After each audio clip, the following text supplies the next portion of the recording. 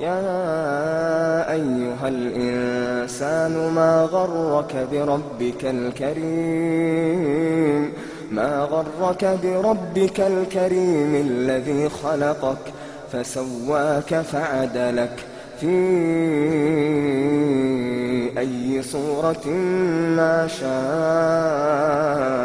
ركبك. Il a non seulement revendiqué le fait de quantifier, de détenir le secret de la codification de la beauté, mais il a également affirmé comprendre la beauté de l'univers, ce qui n'est pas rien. Moi je cherche à découvrir la beauté du visage et lui affirme avoir trouvé la beauté universelle. Mesurez par exemple la distance qui sépare le sol de votre nombril et votre nombril de votre tête.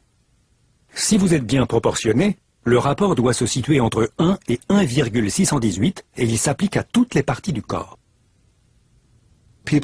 Les gens, les artistes ont remarqué que sur un beau visage, par exemple, la largeur de la bouche correspondait exactement à 1,618 fois la largeur du nez. Si le visage n'était pas beau, ce rapport ne s'appliquait pas. Les dentistes, à leur tour, ont constaté que la dent de devant était 1,618 fois plus large que la dent d'à côté. Donc que l'incisive centrale du maxillaire était 1,618 fois plus large que l'incisive latérale. Donnez-nous d'autres exemples. Vos doigts sont des phalanges. Chacun des os est une phalange. Celle qui se trouve au plus près de l'articulation fait 1,618 fois la longueur de celle du milieu, qui correspond à 1,618 fois la longueur de celle qui se trouve à l'extrémité. Ce chiffre revenait donc sans cesse. C'était assez incroyable. Vous vous souvenez de Zara? Cette théorie s'applique-t-elle sur une personne comme elle? Cet objet est un compas à pointe sèche. Il permet de diviser différentes mesures comprises entre 1 et 1,618 qui représentent le rapport universel. Dans le cas d'un beau visage, on remarque en général que la largeur de la bouche correspond à 1,618 fois la largeur du nez, ce qui est exactement le cas chez Zara. Fais-moi un sourire. Si on regarde les dents, on constate que la largeur de l'incisive supérieure correspond à 1,618 fois la largeur de l'incisive latérale. Et idem pour l'autre côté.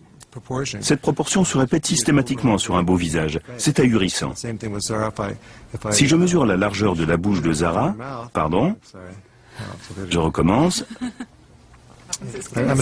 Je suis un chirurgien, j'ai l'habitude de manier des objets tranchants et je me coupe rarement.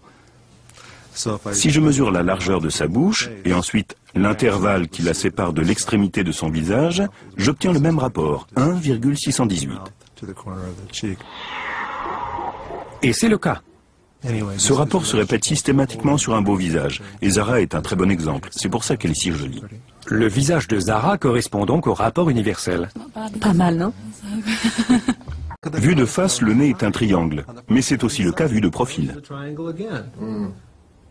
Et dans le cas d'un beau visage, les côtés du triangle sont 1,618 fois plus grands que la base.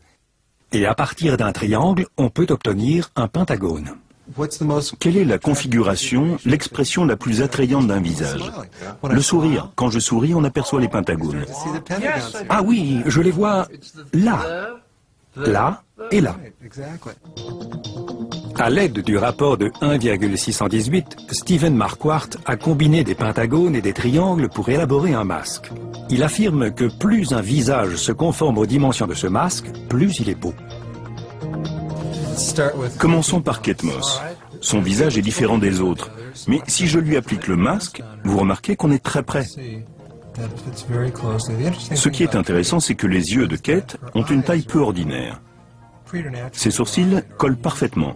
Ses lèvres, son nez, sa mâchoire sont parfaitement en place et même la naissance du front est exactement là où elle doit être.